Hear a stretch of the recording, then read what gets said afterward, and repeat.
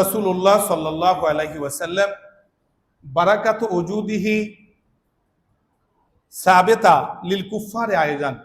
মুহাম্মদ সাল্লাল্লাহু আলাইহি ওয়াসাল্লাম এই পৃথিবীতে আসার বারাকা, এর রহমত কাফেরদের ভাগ্যে জুটেছে। এজন্য কোরআন শরীফে আছে, মক্কার কাফেরেরা যখন কাবা শরীফের কাছে গিয়ে দোয়া করলো যে আল্লাহ, এই নবী যদি সত্যই হয় তাহলে যুগে যুগে নবীদের সাথে যারা বিরোধিতা করেছে তাদেরকে আপনি নিশ্চিহ্ন করে দিয়েছেন, পৃথিবীর মানচিত্র থেকে তাদেরকে চিরতরে উৎখাত করে দিয়েছেন, আমাদেরকেও গজব দেন। আল্লাহ তাআলা তখন জানায় দিলেন যে লাম ইয়াকুন লিয়ানজিলা আলাইহিম আযাবাল ইসতিসাল, যেই গজবে সমগ্র জাতি বিনাশ হয়ে যায়, তাদের চিহ্ন থাকে না, সেই গজব আল্লাহ নাজিল করবেন না দুটো কারণে।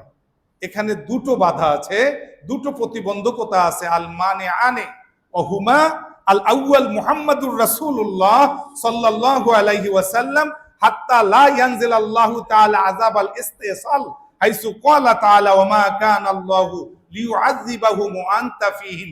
হে নবী, আপনি যতক্ষণ তাদের মাঝে আছেন আল্লাহ তাআলা নিশ্চিহ্ন করার আযাব নাজিল করবেন না।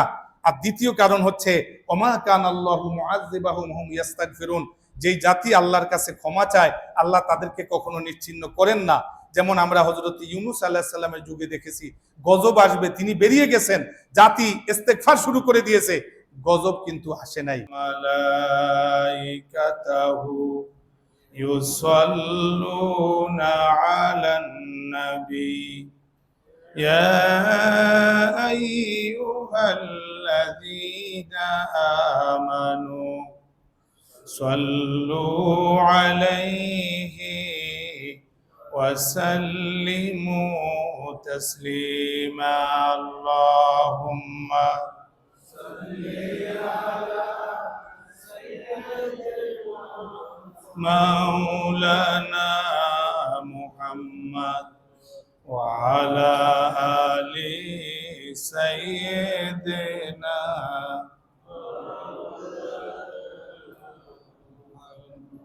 मोहब्बतेर साथे पढ़ेन अल्लाहुम्मा सल्ली आला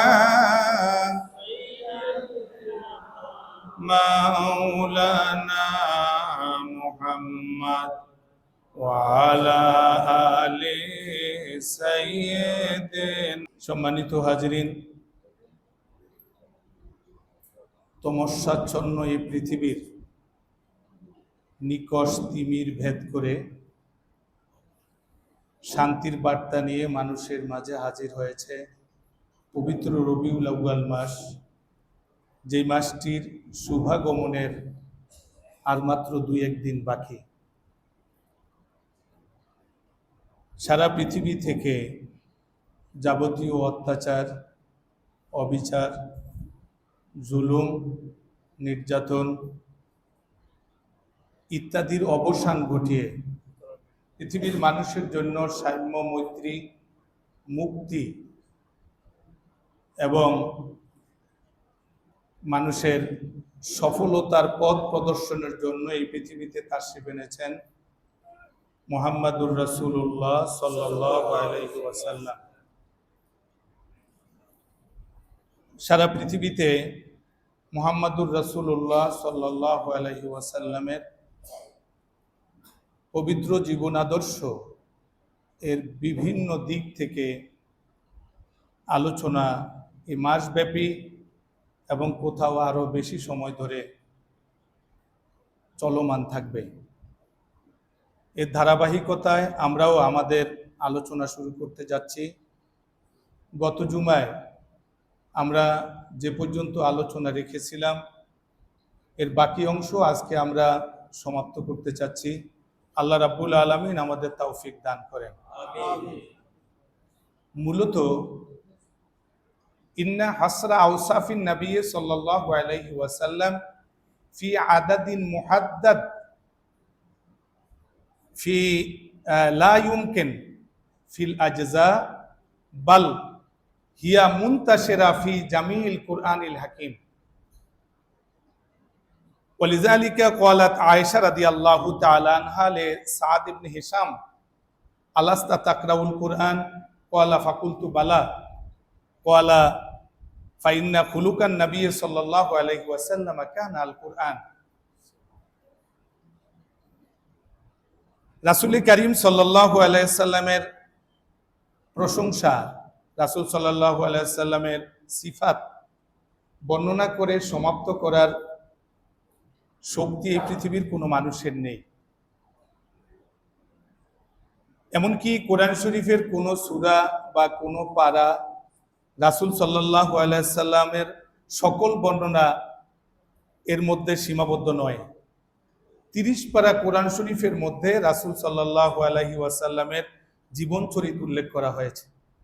এজন্য মা আয়েশা সিদ্দিকা রাদিয়াল্লাহু তাআলা আনহার কাছে সাদ ইবনে হিশাম যখন রাসূল সম্বন্ধে জানতে চেয়েছেন, তখন মা আয়েশা বললেন, তুমি কি কোরআন পড়ো না? বলে, হ্যাঁ পড়ি। বলে, রাসূল সাল্লাল্লাহু আলাইহি সাল্লাম ছিলেন 30 পারা কোরআন শরীফের প্র্যাকটিক্যাল রূপ। 30 পারা কোরআন শরীফের মধ্যে থিওরি দেওয়া আছে, আর এর প্র্যাকটিক্যাল অবস্থা হলেন মুহাম্মাদুর রাসূলুল্লাহ সাল্লাল্লাহু আলাইহি ওয়াসাল্লাম। এজন্য কবি বলেছেন যে লা ইউমকিনু সানা কামা কানা হক্কুহু বাদে আজ খুদা বুজুর্গ তুই কিসসা মুখতাসার। হে নবী, আপনার প্রশংসা বর্ণনা করা সম্ভব না। আমি শুধু এতটুকু বলতে পারি যে আল্লাহর পরেই আপনার স্থান, খোদার পরেই ওগো হাবিব ও খোদার তোমার উচ্চ মাকাম। আরেক কবি বলেছেন, হাজারো বার বসুয়েম দাহানাজ মেশক গোলাপ হুনুজে নাম তু গুফতান কামালে বেয়াদবিস। হে নবী, আমার এই জবানকে যদি 1000 বার মেশক এবং গোলাপের পানি দিয়ে ধৌত করা হয়, এই জবান আপনার নাম উচ্চারণ করার যোগ্যতা রাখে না। কাজী সানাউল্লাহ পানিপতি রহমাতুল্লাহ আলাই তিনি বলেছেন যে খুদা মাধে আফানি মুস্তাফা বাস মুহাম্মদ হামেদে হামদ খুদা বাস। আমাদের রাসূল সাল্লাল্লাহু আলাইহি সাল্লামের প্রশংসা এ পর্যন্ত যতজন করেছেন, কেউ রাসূল সাল্লাল্লাহু আলাইহি সাল্লামের প্রশংসার হক আদায় করতে পারে নাই।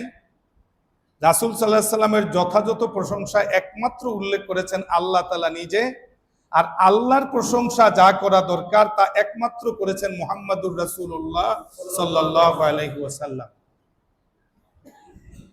এইজন্য হযরতে আল্লামা বুসিরি রহমাতুল্লাহ আলাইহি বলেছেন, ফাইন্না ফাদলা রাসূলিল্লাহি লাইসা লাহু হাদ্দুন। মুহাম্মদ সাল্লাল্লাহু আলাইহি সাল্লামের মর্যাদার কোনো সীমা পরিসীমা নেই। ফায়ুরিবু আনহু নাতিকুন বেফামি। পৃথিবীর কোনো মানুষ তার জবান দিয়ে মুহাম্মদ সাল্লাল্লাহু আলাইহি সাল্লামের মর্যাদা যথাযথভাবে উল্লেখ করে শেষ করতে পারে এমন ক্ষমতা কারো নেই। আমরা রাসূল সাল্লাল্লাহু আলাইহি সাল্লামের উম্মত। রাসূল সাল্লাল্লাহু আলাইহি সাল্লামের সাথে আমাদের ঈমানের সম্পর্ক, আমাদের মহব্বতের সম্পর্ক, আমাদের অস্তিত্বের সম্পর্ক। সেই হিসেবে রাসূল সাল্লাল্লাহু আলাইহি ওয়াসাল্লামের গুণগান যারা বর্ণনা করেন, তাদের কাতারে শামিল হওয়ার জন্য আমরাও কিছু চেষ্টা করি। আল্লাহ রাব্বুল আলামিন আমাদেরকে রাসূলের আশিকদের কাতারে কবুল করে নেন। আমরা যদি কোরআন শরীফ থেকে সামান্য দু একটি কথা দিয়ে আলোচনা শুরু করতে যাই, তাহলে আমরা দেখব যে মা ওয়ারাদা ফিল কুরআনে ইয়া মুহাম্মদ বিহাজান নিদা ওয়া ইন্নামা খাতাবাহুল্লাহু সুবহানাহু তাবারাকা ওয়া তাআলা বিআওসাফিত তাকরীম ফাকালা ইয়া আইয়ুহান নাবিয়্যু ইয়া আইয়ুহার রাসূলু ওয়া ক্বালা ফি আল আমবিয়া গায়রাহু ফাকালা ইয়া আদম উসকুন আনতা ইয়া নূহ ইহবিত বিসালাম ইয়া ইব্রাহিম ইয়া মূসা ইয়া ঈসা। আমরা 30 পারা কোরআন শরীফের মধ্যে লক্ষ্য করলে দেখি আল্লাহ রাব্বুল আলামিন বিভিন্ন নবী রাসূলদেরকে সম্বোধন করেছেন, তাদেরকে ডেকেছেন। আল্লাহ তাআলা বলেছেন যে হে আদম, হে ইব্রাহিম, হে মূসা, হে ঈসা ইত্যাদি বলেছেন। কিন্তু 30 পারা কোরআন শরীফের মধ্যে একবারও নেই ইয়া মুহাম্মদ, হে মুহাম্মদ এভাবে একটা সম্বোধন একবারও নেই। আল্লাহ রাব্বুল আলামিন তার হাবিবকে যেখানেই সম্বোধন করেছেন, সেখানেই তার হাবিবকে স্পেশাল ভাবে অত্যন্ত সোহাগের সাথে মর্যাদা দিয়ে এরপরে ডেকেছেন, বলেছেন ইয়া আইয়ুহান নবী, ইয়া আইয়ুহার রাসূল, ইয়া আইয়ুহাল মুজাম্মিল, ইয়া আইয়ুহাল মুদ্দাসসির ইত্যাদি বলেছেন। বরং আমরা দেখি যে ফাইনাল্লাহ সুবহানাহু তাবারাকা ওয়া তাআলা কানা ইয়ানসুরু আমবিয়াহু ওয়া ইয়াদুব্বু আনহুম। ওয়ালাকিন্নাল্লাহ তাআলা তাওয়াল্লা আদ-দিফাআ আন খাতামিন নাবিয়্যিন মুহাম্মাদিন সাল্লাল্লাহু আলাইহি ওয়াসাল্লাম বিনাফসিহি ফি কিতাবিহি হাইসু আসনা আলাইহি ওয়া বাররাহু ওয়া রাদ্দা আশ-শুবহাত আন আদাইহি ওয়া তাওয়াআদা আল-মুস্তাহজিইনা বিহি। আল্লাহ রাব্বুল আলামিন অন্যান্য নবীদের ক্ষেত্রে যখন তাদের উম্মতেরা বেয়াদবি করেছে, নবীদের ব্যাপারে তারা অপ্রাসঙ্গিক এবং অশোভনীয় শব্দ ব্যবহার করেছে, আল্লাহ রাব্বুল আলামিন নবীদেরকে বলেছেন যে আপনারা উত্তর দিয়ে দেন। আর মুহাম্মদ সাল্লাল্লাহু আলাইহি ওয়াসাল্লামের ব্যাপারে যখন অশোভনীয় শব্দ ব্যবহার করা হয়েছে, আল্লাহ তাআলা বলেছেন আমি নিজে উত্তর দিয়ে দিব। যেমন আপনি দেখেন হযরত নূহ আলাইহিস সালাতু ওয়াস সালামের ব্যাপারে তার উম্মতেরা বলেছে যে হে নূহ ইন্না লানারাকা ফি দলালা, আমরা দেখি আপনি পথ হারিয়েছেন, আপনি গোমরা হয়ে গেছেন। আল্লাহ নূহ আলাইহিস সালামকে বললেন যে জবাব দিয়ে দাও। নূহ আলাইহিস সালাম উত্তরে বললেন ইয়া কাউমে লাইসা বি দলালা, হে আমার জাতি আমি তো পথ হারাই নাই, বরং আমি ওয়া ইন্নী রাসূলুম মির রাব্বিল আলামিন, আমি আল্লাহ তাআলার পক্ষ থেকে একজন রাসূল। হযরত শুআইব আলাইহিস সালামকে তার জাতির লোকেরা বলেছিল ইন্না লানারাকা ফি সাফাহা, আমরা দেখি আপনি একজন বোকা মানুষ, আপনার জ্ঞান বুদ্ধির মধ্যে কমতি আছে। আমাদের সমাজের কিছু মানুষ এরা আলেম ওলামাদেরকে মনে করে কম বুঝে, নিজেরা খুব বেশি বুঝে। এটা ওই দলের লোকদের মতো যারা নবীদেরকে এভাবে মনে করত। হযরত শুআইব আলাইহিস সালামকে বলতেছে আমরা মনে করতেছি আপনার জ্ঞানের মধ্যে কমতি আছে। আল্লাহ তাআলা বললেন যে শুআইব আপনি জবাব দেন। শুআইব আলাইহিস সালাম উত্তরে বললেন ইয়া কাউমে, হে আমার জাতি, লাইসা বি সাফাহা, আমার জ্ঞানের মধ্যে কমতি নেই, বরং আমাকে তো আল্লাহ রাব্বুল আলামিন রাসূল হিসাবে প্রেরণ করেছেন। কিন্তু আমাদের নবী মুহাম্মাদুর রাসূলুল্লাহ সাল্লাল্লাহু আলাইহি ওয়াসাল্লামকে মানুষেরা যখন বলা শুরু করলো যে আপনি একজন পাগল, মানুষেরা আমাদের নবীকে পাগল বলল, আল্লাহ রাব্বুল আলামিন আয়াত নাজিল করে দিলেন যে হাবিব ওরা কি বলেছে আপনি কান দিবেন না, আমি ওদের কথার জবাব দিতেছি।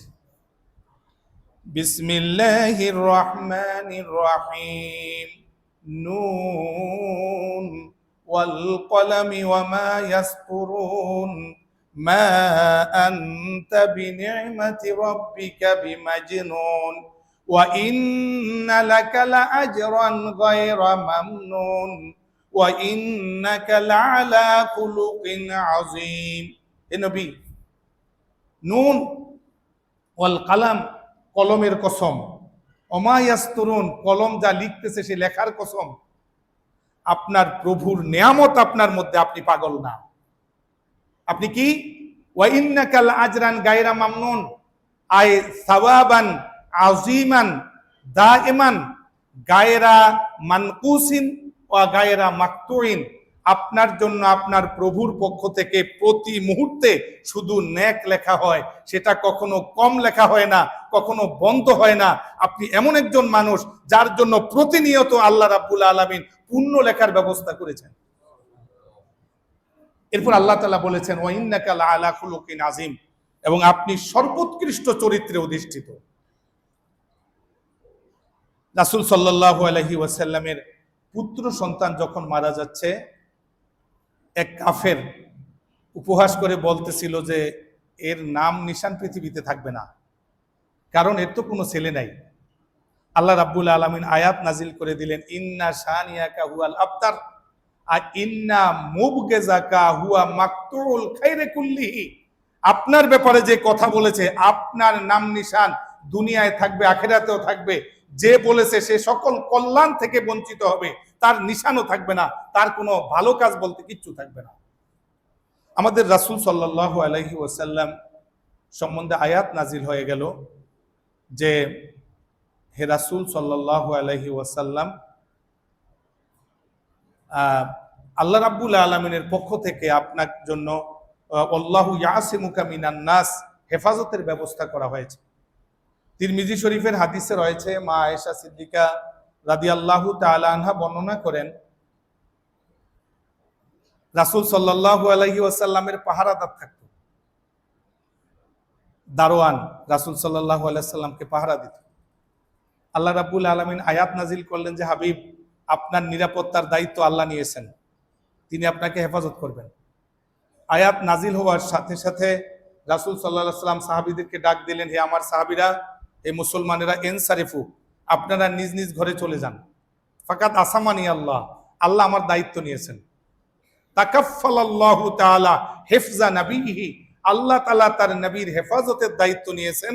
সুতরাং ফালা ইয়াকতুলুহু আহাদুন মিন আদাইহি, পৃথিবীর কোনো দুশমনের ক্ষমতা নাই এই নবীকে হত্যা করবে, এবং ওয়া ইয়ামনাউনাহু আন তাবলীগির রিসালা, তার ইসলামের প্রচারের কাজে তাকে বাধা দিয়ে থামিয়ে রাখবে, এমন ক্ষমতা পৃথিবীর কাউকে দেওয়া হয় নাই।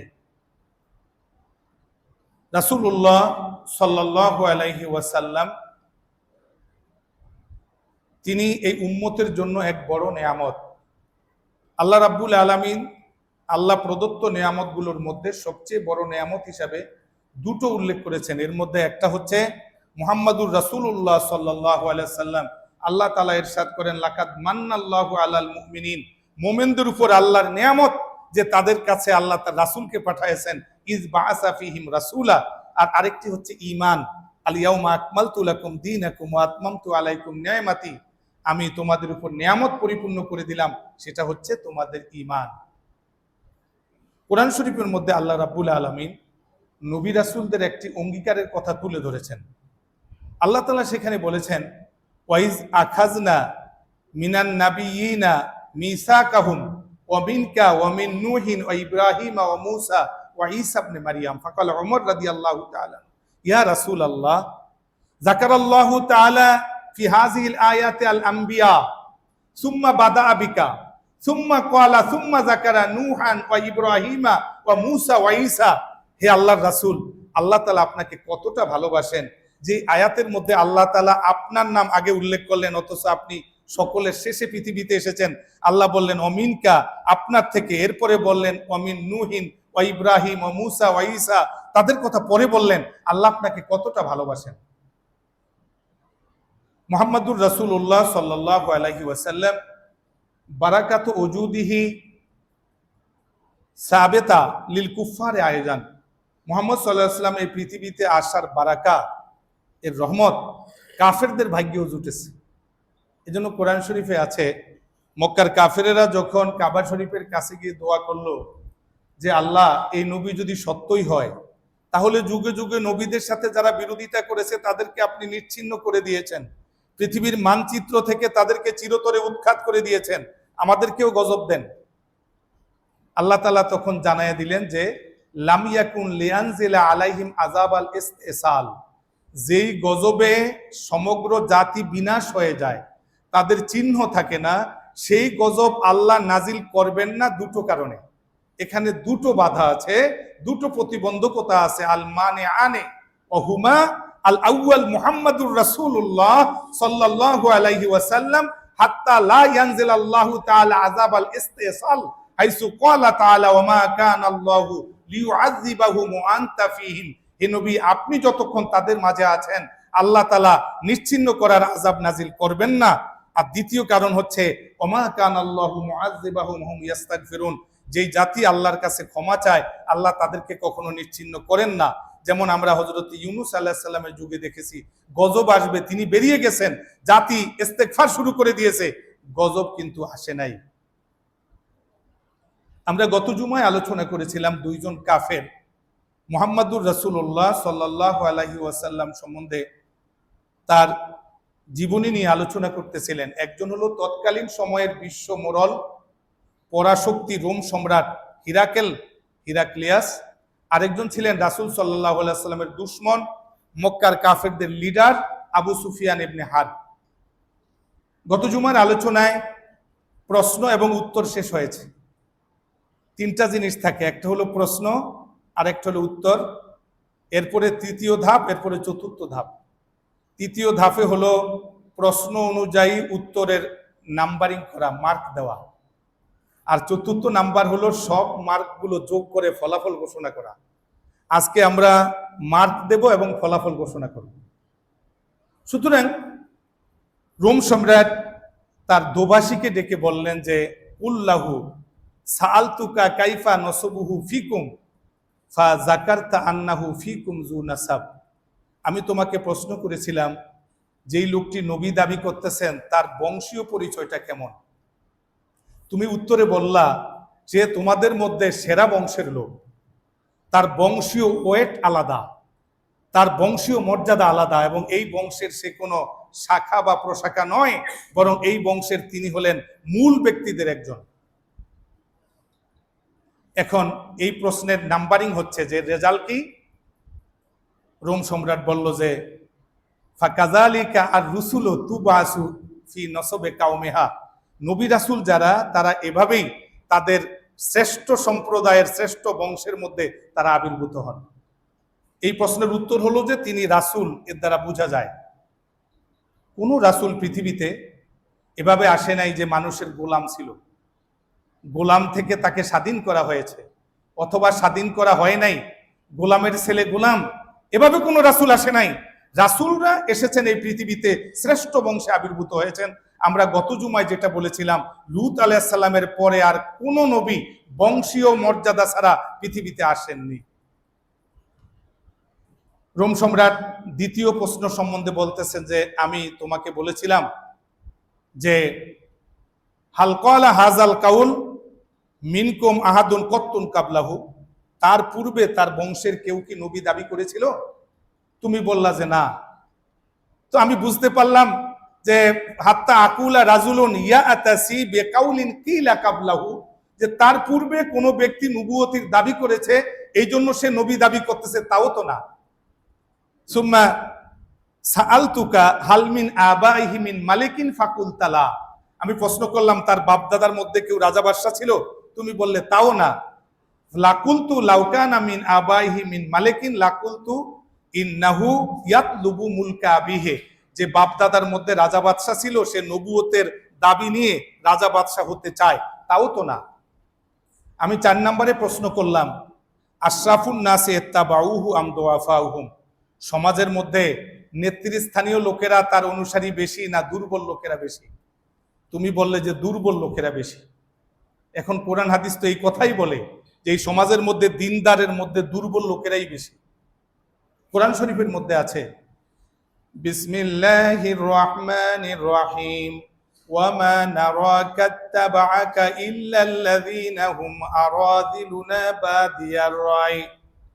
সকল নবীদের সময় তাদের উম্মতেরা বলতো যে আমরা দেখি আপনার যারা অনুসরণ করে এদের মধ্যে সাধারণ মানুষ বেশি। কিয়ামত পর্যন্ত এই পৃথিবীতে সাধারণ মানুষের মধ্যে বারাকা, বড় লোকের মধ্যে বারাকা নাই।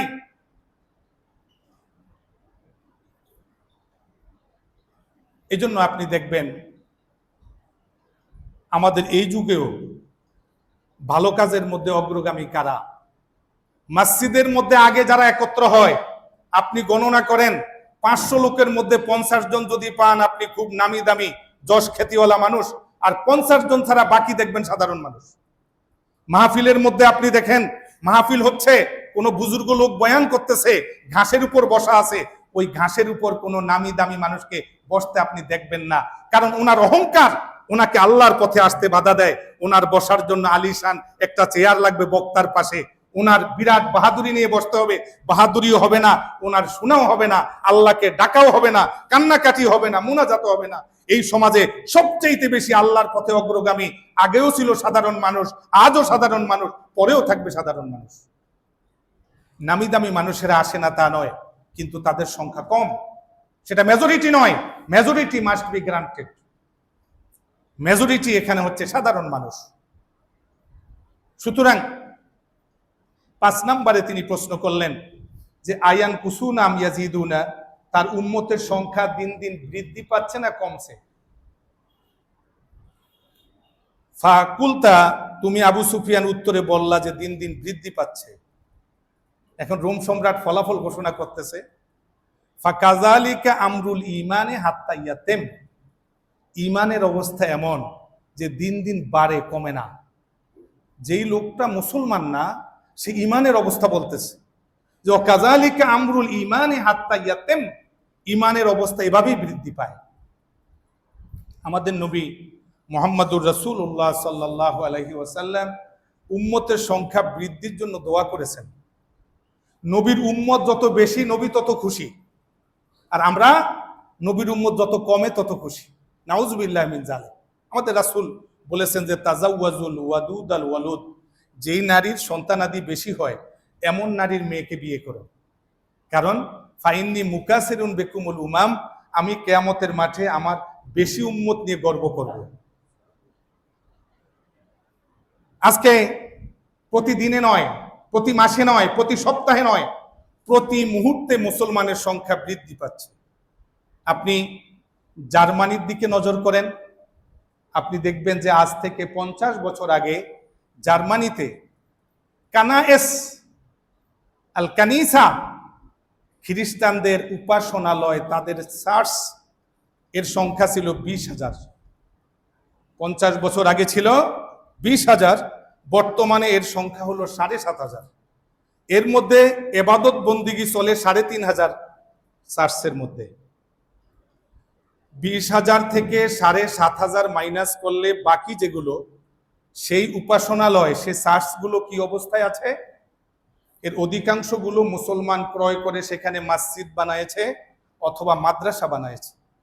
আর যেগুলো মসজিদ মাদ্রাসা হয় নাই, খ্রিস্টানরা সেগুলোকে জাদুঘর বানায়েছে এবং সেগুলোকে বিনোদনের জায়গা, তাদের সাংস্কৃতিক আমোদ প্রমোদের স্থান বানায়েছে। লক্ষ লক্ষ খ্রিস্টান জার্মানিতে তাদের এই যে চার্চের সদস্য পদ পরিত্যাগ করতেছে। তারা বুঝে না কিসের ইবাদত করতে হবে, চার্চের মধ্যে গিয়ে কি করতে হবে, এগুলো কি বুঝে না ভালোভাবে। আপনি গুগল সার্চ দেন, দেখেন না জার্মানিতে চার্চের অবস্থা কি, কথাগুলো সঠিক বললাম কিনা। আপনি কি দেখাতে পারবেন পৃথিবীর কোন শহরে 100 মসজিদ আছে, কোন ইমাম সাহেব দাঁড়িয়ে বলেছে ভাইয়েরা আমার মসজিদের সংখ্যা বেশি হয়ে গেছে, আমরা 40টি রাখবো, বাকি 60টি আমরা বাদ দিয়ে দিব। 60টি মসজিদের মধ্যে আমরা সেখানে মানুষের শপিং এর জন্য ছেড়ে দিব, অথবা শিশু পার্কের জন্য ছেড়ে দিব, ইত্যাদির জন্য ছেড়ে দিব 60টি মসজিদ। শুনেছেন কখনো? একটিও শুনেছেন? আজ পর্যন্ত শুনেছেন যে কোনো মুসলমান বলেছে যে আমাদের এই মসজিদের জায়গা একটু বেশি হয়ে গেছে, আমরা অর্ধেক ভেঙে দিয়ে দিব, আপনারা সেখানে দোকান করেন, আর বাকি অর্ধেকের মধ্যে আমরা ইবাদত করব? বরং আমরা শুনেছি পৃথিবীর যেখানে মসজিদ আছে সেখানের মুসলমানেরা পার্শ্ববর্তী জায়গা কেনার জন্য চেষ্টা করতেছে, মসজিদকে আরো বৃদ্ধি করার জন্য, আরো সম্প্রসারণ করার জন্য। যতই দিন যাচ্ছে মুসলমানের সংখ্যা তত বাড়ছে, মসজিদের সংখ্যা তত বৃদ্ধি পাচ্ছে। কারণ আমার নবীর যুগে দেখেন একজন অমুসলিম সে রোম সম্রাটের সামনে বলতেছে বালিয়াজিদুনা, যতই দিন যায় মুসলমানের সংখ্যা বৃদ্ধি পায়। যেখানে রাসূল সাল্লাল্লাহু আলাইহি ওয়াসাল্লামের মক্কি জীবনে 114 জন অথবা 140 জন মুসলমান ছিল, সেখানে বৃদ্ধি পাচ্ছে প্রতি মুহূর্তে। রোম সম্রাট বলল যে এটা ঈমানের লক্ষণ।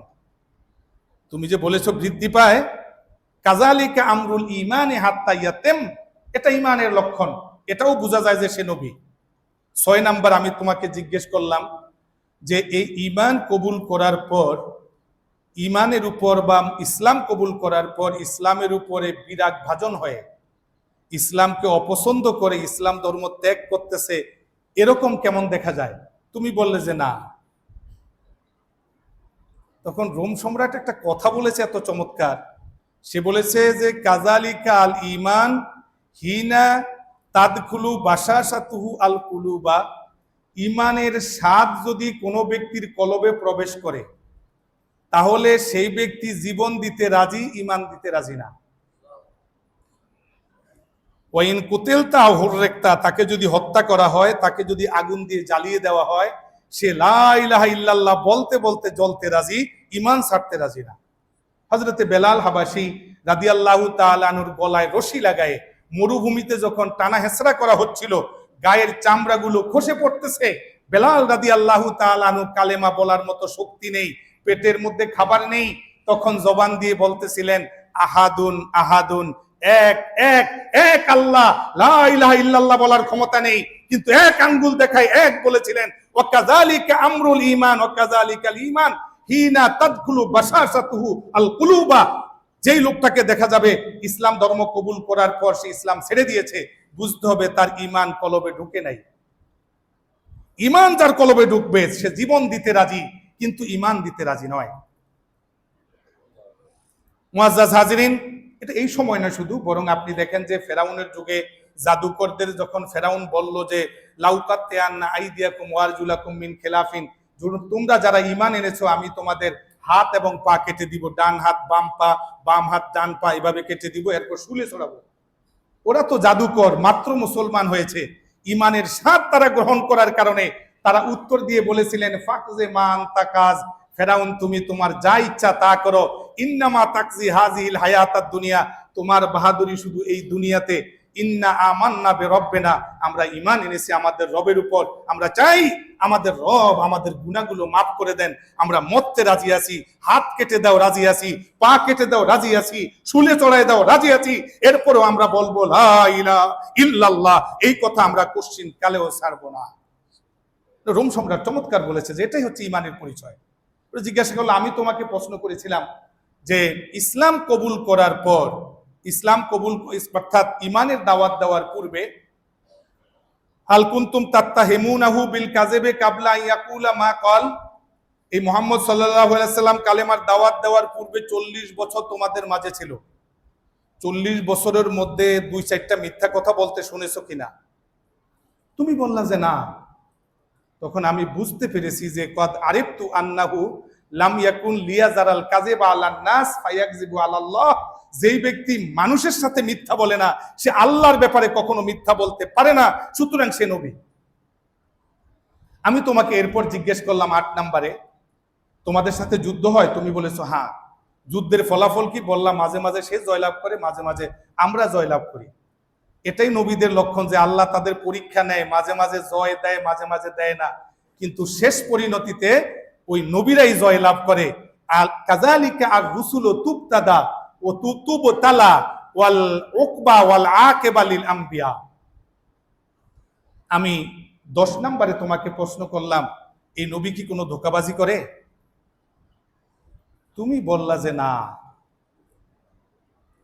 অথচ আবু সুফিয়ান নিজে ধোঁকাবাজি করেছে যে উনি ধোঁকাবাজি করে না, তবে আমাদের সাথে একটা সন্ধি হয়েছে, হুদাইবিয়ার সন্ধি, এখন কি করে জানি না।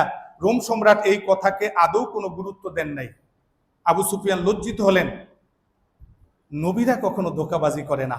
আমি খুব ছোট্ট করে বলি, সাদ ইবনু আব্দুল্লাহ ইবনু সাদ ইবনু আবিস সারাহ ইসলাম কবুল করেছে, পরে মুরতাদ হয়ে গেছে। রাসূল সাল্লাল্লাহু আলাইহি সাল্লাম মক্কা বিজয়ের সময় এই লোকটাকে হত্যা করার নির্দেশ দিয়েছিলেন। রাসূল সাল্লাল্লাহু আলাইহি সাল্লাম কয়েকজন লোকের ব্যাপারে ঘোষণা দিয়েছেন, এদের জন্য ক্ষমা নাই, এদেরকে যেখানে পাও সেখানে হত্যা করো, যদি দেখো কাবাগরের সাথে ঝুলে আছে সেখানে হত্যা করো, যদি দেখো কাবাগরের দেয়াল ধরে কাঁদতেছে সেখানেই হত্যা করো। কারণ এই যে আব্দুল্লাহ ইবনু আবু সারাহ, সে রাসূল ইসলামের ওহী লিখত, সেখানে রাসূলের বিরুদ্ধে কথা লেখা শুরু করেছে, মুরতাদ হয়েছে, কুরাইশদের সাথে যুক্ত হয়েছে, রাসূলের দুর্নাম বলেছে, ইসলামের বিরোধিতা করেছে। আল্লাহ রাসূল বলেছেন হত্যা করে দাও। কিন্তু এই লোকটা ছিল ওসমান রাদিয়াল্লাহু তাআলা আনহুর দুধ ভাই। ওসমান রাদিয়াল্লাহু তাআলা আনহুর সাথে করে নিয়ে আসলেন, ইয়া রাসূলুল্লাহ আমি এর নিরাপত্তা চাই। রাসূল সাল্লাল্লাহু আলাইহি ওয়াসাল্লাম চুপ করে থাকলেন, এরপরে আরেক দিকে ফিরে থাকলেন। সে হাত বাড়াইছে, আল্লাহ রাসূল হাত বাড়ান নাই। এরপর আল্লাহ রাসূল তা হাত বাড়ায় তাকে মাফ করে দিলেন, তার তওবা কবুল হয়ে গেল। আল্লাহ রাসূল সাহাবীদেরকে বললেন, তোমাদের মধ্যে কি একটা বিচক্ষণ লোকও ছিল না, যখন দেখলো যে আমি হাত বাড়াই নাই, আমি আরেক দিকে ফিরে রয়েছি, তখন একে হত্যা করলো না কেন? কারণ আমার তো অর্ডার ছিল হত্যা করা। সাহাবীরা বলল, ইয়া রাসূলুল্লাহ আল্লাহ আও মাআতা ইলাইনা বে আইনিকা, একটু যদি চোখ দিয়ে ইশারা করতেন। আল্লাহ নবী বললেন, তোমরা জানো না, লা ইয়ামবাগি লিনাবিয়িন আন তাকুনা লাহু খায়নাতুল আয়ুন, কোন নবী কোনদিন চোখ দিয়ে ইশারা করে কোনো ধোঁকাবাজি করে না। নবীরা যা বলে স্পষ্ট বলে। আমি আগে বলেছি হত্যা করো, সেটা ছিল স্পষ্ট, কিন্তু নবীর কাছে একটা লোক বসে হাত বাড়াবে মাপ চাওয়ার জন্য, নবী তাকে ফেরত দিতে পারে না। এই জন্য আমি শেষে তাকে কবুল করেছি, কিন্তু আমি চোখ দিয়ে ইশারা দিয়ে কিছু বলবো, এতটুক ধোঁকাবাজিও কোনো নবী করে না। রোম সম্রাট জিজ্ঞেস করলো, তিনি কি বলেন? বললো, তিনি এক আল্লাহর কথা বলেন, ইমানের কথা বলেন, সালাতের কথা বলেন, সত্যের কথা বলেন, তিনি ওয়াদা পূরণের কথা বলেন, আমানতদারির কথা বলেন। রোম সম্রাট বলল, তুমি যা বলেছো তা যদি সত্য হয় তাহলে আল্লাহর কসম আমার পায়ের নিচের মাটির মালিক সেই নবী হয়ে যাবে, তার ধর্ম এখানে আসবে। রোম সম্রাট অমুসলিম সেই কথাটা কখন বলতেছে? যখন মুসলমানরা মক্কা বিজয় করে নাই, খাইবর মুসলমানদের হাতে আসে নাই, ইরাক মুসলমানদের হাতে আসে নাই, ইয়ামান মুসলমানদের হাতে আসে নাই, মুসলমানরা মদিনার মধ্যে আবদ্ধ, মদিনার বাহিরে অল্প সময়ের জন্য বের হইলে অনেকে মারা যায়, অনেকে হত্যা করা হয়। সেই সময় রোম সম্রাট বলতেছে যে আমার পায়ের তলার মাটি তার আন্ডারে চলে যাবে, সেই দিন বেশি দূরে নয়। কেমন কথা, সুবহানাল্লাহ। অথচ রোম হলো তখনকার পৃথিবীর সবচেয়ে বড় পরাশক্তি। এরপর রোম সম্রাট বলল যে দেখো, আমি যদি সম্ভব হতো আমার, ওয়ালাইন আলামু আন্নি আখলুসু ইলাইহি লাতাজাসসামতু লিকাআহ, তাহলে আমি তার সাথে দেখা করতে যেতাম। যদি বুঝতাম যে পথে কোনো বিপদ নেই, মানুষ আমাকে হত্যা করবে না, আমার বিরুদ্ধে শত্রু দাঁড়াবে না, তাহলে আমি দেখা করতে যেতাম।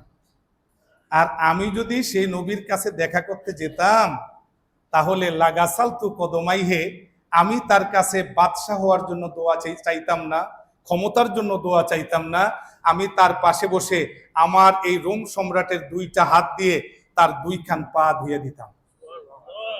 লাগাসালতু কদমাইহে, আমি তার খাদেম হওয়ার জন্য দরখাস্ত করতাম, আর কিছু হওয়ার জন্য দরখাস্ত করতাম না।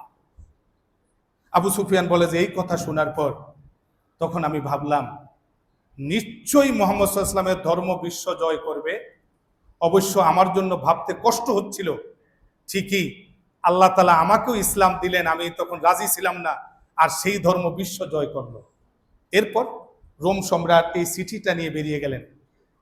রোম দেশের সবচাইতে বড় যে ধর্মযাজক, অন্য রেওয়ায়েতে এসেছে, যার ক্ষমতা এত বেশি সে ইশারা দিলে রোমের সম্রাট পরিবর্তন হয়ে যায়, তার সাথে দেখা করে বললেন যে এই চিঠিটা একটু পড়েন। ফা আখাযাহু, সে চিঠিটা ধরলেন, ফা কারাহু, পড়লেন। চিঠি পড়ার সময় এখন আমাদের কাছে নেই।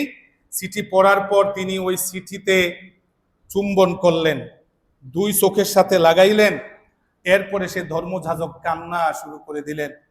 একটু পরে বললেন যে রোম সম্রাট, হাযান নাবিয়্যুল্লাযী বাশশারা বিহি মূসা ওয়া বাশশারা বিহি ঈসা, এই চিঠি অন্য কারুর নয়, সেই নবীর যার সুসংবাদ বর্ণনা করেছেন মূসা আলাইহিস সালাম, যার পৃথিবীর আগমনের সুসংবাদ বর্ণনা করেছেন ঈসা আলাইহিস সালাম। তুমি সম্রাট সাক্ষী থাকো, আমি ঘোষণা করতেছি আশহাদু আল্লা ইলাহা ইল্লাল্লাহু ওয়া আশহাদু আন্না মুহাম্মাদান আবদুহু ওয়া রাসূলুহু সাল্লাল্লাহু আলাইহি ওয়াসাল্লাম। আল্লাহ রাব্বুল আলামিন তার হাবিব সম্বন্ধে বেশি বেশি জানার এবং সেই মোতাবেক জীবন যাপন করার তৌফিক দান করেন, আমিন।